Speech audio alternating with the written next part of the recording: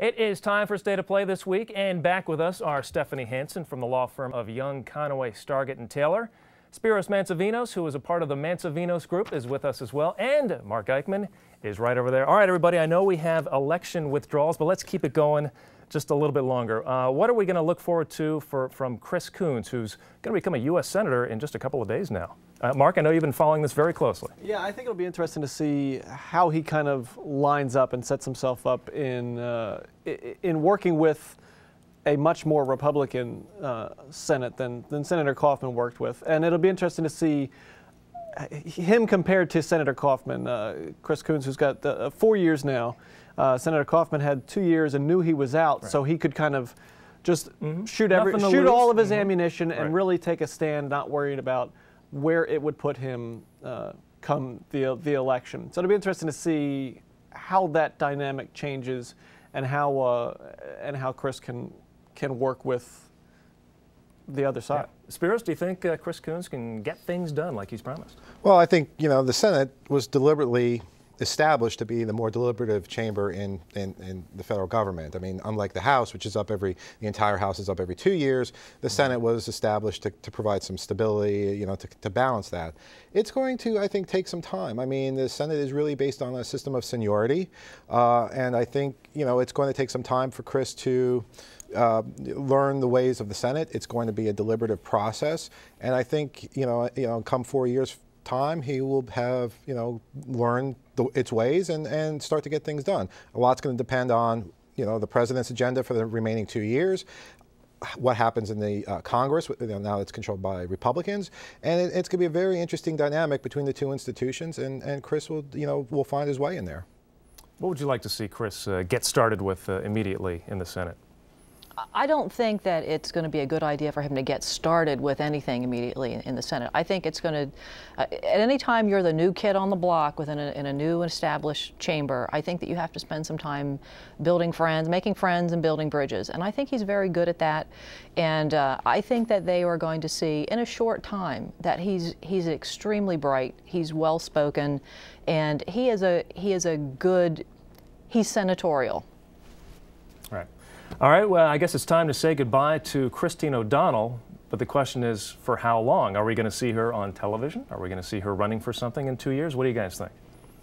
What is your prediction for Christine O'Donnell? Well, I think it's going to be, she is going to remain a force in Delaware Republican politics. I mean, if you just look at the map, where she ran strong, it's consistent where you see down ballot legislators, Republican legislators. I think there is certainly going to be some question of how does a candidate become, run for office anymore? I mean, it used to be, people would come up through the ranks, start with stuffing envelopes, be on a committee perhaps, and then be on a school board, and then run for office. I mean, now, it's going to be a question of, if you have a philosophy and ideology, is that going to trump the traditional grassroots, Delaware way of becoming a candidate for office. And we've had a little time since the election to look at her concession speech. And if you try to look at it very carefully, you kind of wonder, is this a speech setting up another run for something? Or is it a speech saying, all right, I'm going to be watching you guys very closely as I sit on the studio set somewhere? What do you think, Mark? Is she's going to be watching from somewhere? Maybe a little bit of both. I would be kind of surprised if she never ran for anything again. I just don't think you shoot for the Senate 3 times, don't get it, and then just fold up your tent and go home. I think she will be serving in some sort of commentary, whether it's through print or on TV somewhere. Everybody's saying Fox News. She'll be a contributor, which she has done before, and I'm sure they'll have her back. Right. It'll be interesting to see what the next step is for her politically. And we've seen evidence that if Delaware, it's a very small state to begin with, but if it was actually 2 states south of the canal being a different state, she would be in public office right now. Colin Benini would be in office, and Glenn Urquhart. The election numbers show that they won pretty handily Kent and Sussex County. Is that just more evidence that Delaware is really 2 states because they just got clobbered up in the Wilmington and Newcastle counties? I think that it is, and I think that it's not so much the candidates as it is the ideology. And it's not just confined to the Republican Party How either. can it still be so different? I mean, the canal, you can blame it on the canal up until, I don't know, 100 years ago, but people interact with people in different counties now. I mean, why is the ideology so different? That I don't know, but I can tell you that it spans more than just the Republican Party. Because if you take a look at how Christine did in the primary, I just took like one particular section of Sussex County, just as a kind of a look, because it was all very, it was very consistent down there. So in Seaford, she had 179 votes in the primary. Castle got less. Comes to the general, she got nearly 600 votes in this one election district.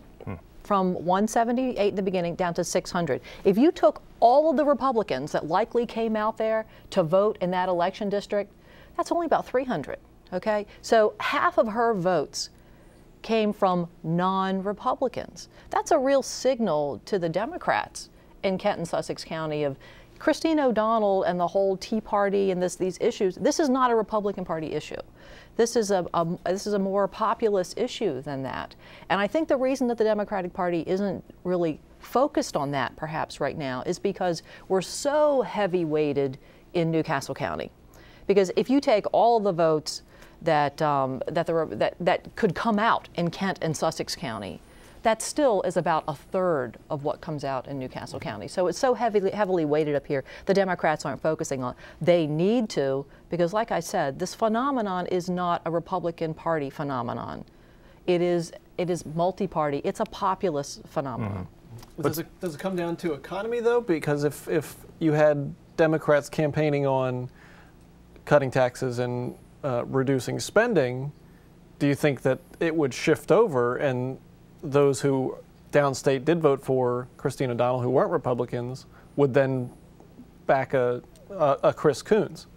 Maybe, but there are other issues that they are different about down in Kent and Sussex County as well. They're very conservative. This is going to be the pro-family group. These are going to be the pro-gun group people. I mean, they've got a whole, it's not just economic issues, there are social issues that the Democrats in Kent and Sussex County are much more aligned with Republicans. Now, when the Republican Party picks up the pieces following their troubles this election season, what is their strategy up in New Castle County? Obviously, they need to do something up there.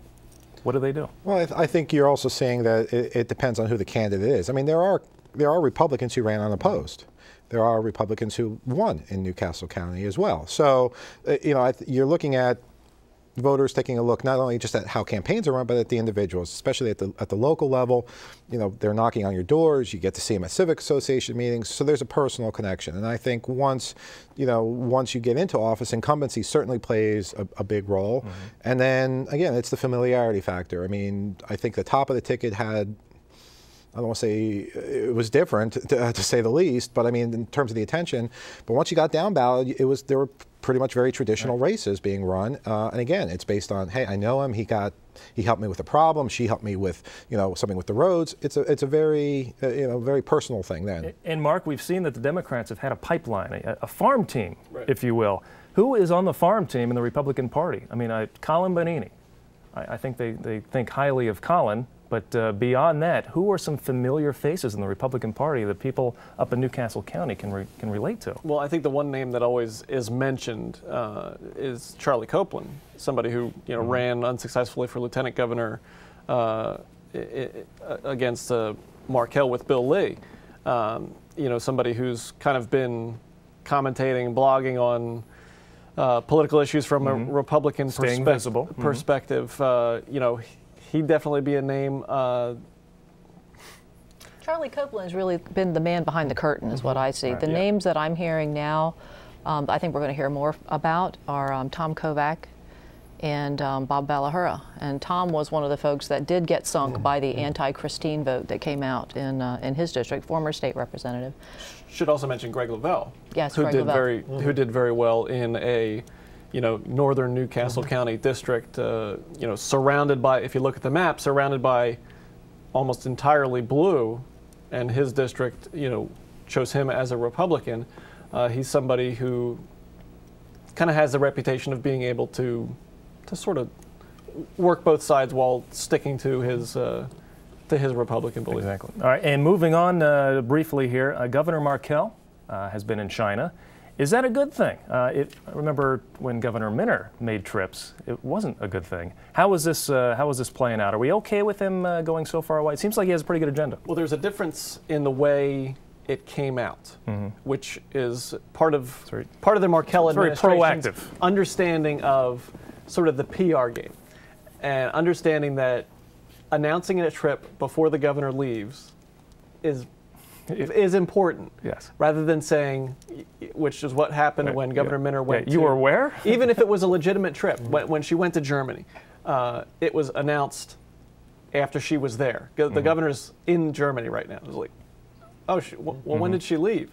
You know, it was announced ahead of time that the governor would be going to China, and the reasons that the Minner administration gave for delaying announcing that she was going was because of security reasons. They didn't want people to know when the governor was flying overseas, which always kind of puzzled me. But I think from the start of it, it's the announcement of it kind of started out better than when the governor. You guys okay with that? I'm very. I mean, yeah, I'm very okay with it. I mean, we live in a global economy. You know, Delaware has to compete with larger states that have, you know, larger incentives that they could offer companies.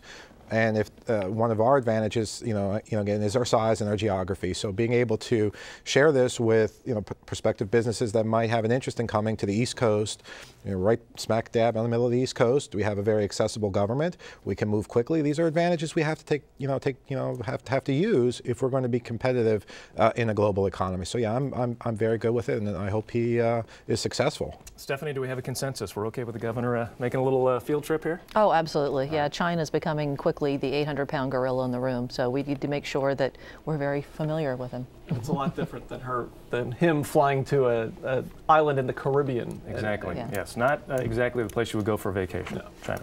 All right. Thank you, Stephanie, Spiros, and Mark.